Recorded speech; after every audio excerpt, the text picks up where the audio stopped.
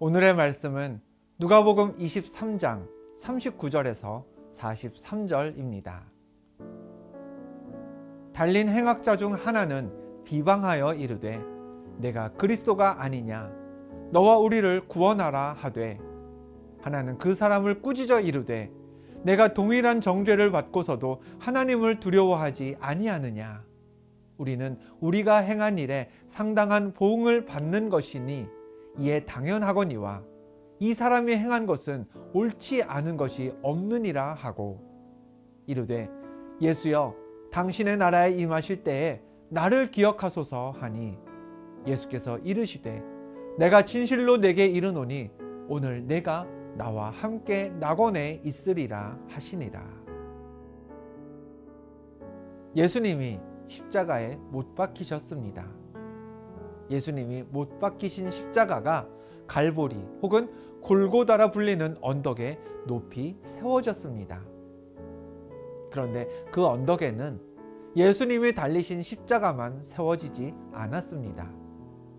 오늘 본문에 앞선 누가복음 23장 33절입니다. 해골이라 하는 곳에 이르러 거기서 예수를 십자가에 못 박고 두 행악자도 그렇게 하니 하나는 우편에 하나는 좌편에 있더라.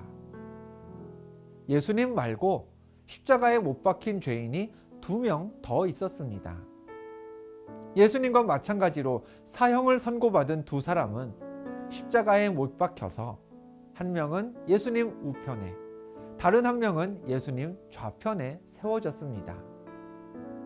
총 3명이 십자가에 달린 상황에서 이런 일들이 벌어집니다. 사람들이 예수님의 옷을 벗겨 그 옷을 나눠 갖기 위해 제비를 뽑았고요.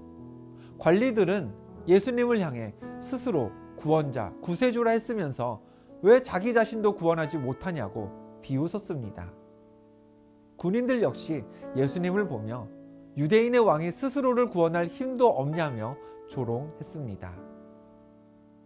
그런데 이런 조롱과 비웃음을 당하셨던 예수님에게 스스로 십자가에서 내려오실 능력이 있었을까요? 없었을까요? 전능하신 하나님의 아들이신 예수님이신데 십자가에 못 박히셔서 극심한 육신의 고통을 받고 계셨고 사람들까지 예수님을 조롱하고 있었으니 예수님은 십자가에서 내려오고 싶으셨을까요? 아니면 내려올 마음이 하나도 없으셨을까요? 예수님은 십자가를 벗으실 능력도 있으셨고 벗고 싶은 마음도 있으셨겠지만 그러나 십자가에서 내려오지 않으셨습니다. 그 큰 고통을 당하시면서 모든 조롱을 묵묵히 견디셨습니다. 겟세마네에서 이 잔을 내게서 지나가게 하옵소서, 그러나 나의 원대로 마시옵고 아버지의 원대로 하옵소서 기도하셨던 것처럼 하나님의 뜻을 이루기 위해, 모든 사람을 구원하려는 하나님의 계획을 이루시기 위해 예수님은 십자가에서 참고 또 침묵하셨습니다. 그때 예상치 못한 일 하나가 발생합니다. 본문 39절입니다. 달린 행악자 중 하나는 비방하여 이르되 내가 그리스도가 아니냐 너와 우리를 구원하라 하되, 예수님 양 옆에 있던 죄인 중 한 명이 예수님을 향해 당신도 살고 우리도 살아봅시다 라고 외치기 시작했습니다.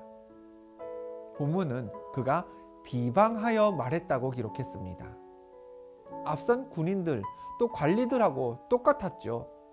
그냥 살고 싶은 간절하며 소리친 게 아니라 예수님을 비웃고 무시하면서 어디 나 좀 살려내 보라고 그래서 했던 말이었습니다. 그러자 다른 한 명도 말을 꺼내기 시작합니다. 본문 40절과 42절입니다. 하나는 그 사람을 꾸짖어 이르되 내가 동일한 정죄를 받고서도 하나님을 두려워하지 아니하느냐.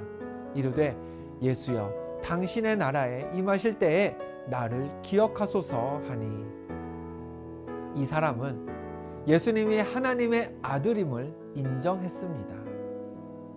자신도 하나님 나라에 가고 싶다고 고백했습니다. 그 나라에서 나를 기억해 달라고 부탁했죠. 그때까지 가만히 침묵하시던 예수님이 이 죄인의 말에 이렇게 대답하셨습니다. 본문 43절입니다. 예수께서 이르시되 내가 진실로 내게 이르노니 오늘 내가 나와 함께 낙원에 있으리라 하시니라. 그래, 우리 하나님 나라에서 보자. 무슨 말인가요? 너는 구원받았다. 구원받고 하나님 나라에 영접될 것이다 라는 선포였습니다. 십자가에 매달렸다가 어떻게 보면 졸지에 구원받은 이 사람은 원래부터 예수님을 따르던 제자는 아니었습니다.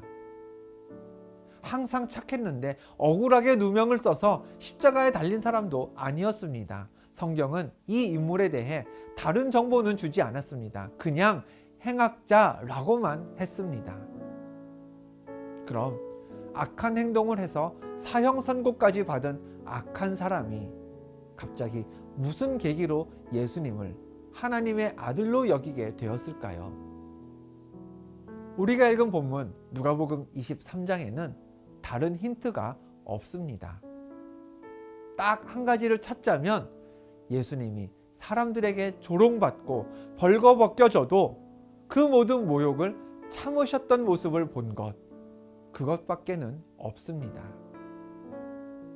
다른 사람들의 병을 낫게 하셨고 귀신도 내쫓으셨으며 죽은 사람까지 살리셨던 예수님이 정작 십자가에서는 고통을, 조롱을, 또 모욕을 참으셨던 그 모습이 이 행악자로 하여금 예수님을 하나님의 아들로 인정하게 만들었던 것이죠. 오늘 우리의 삶은 어떻습니까?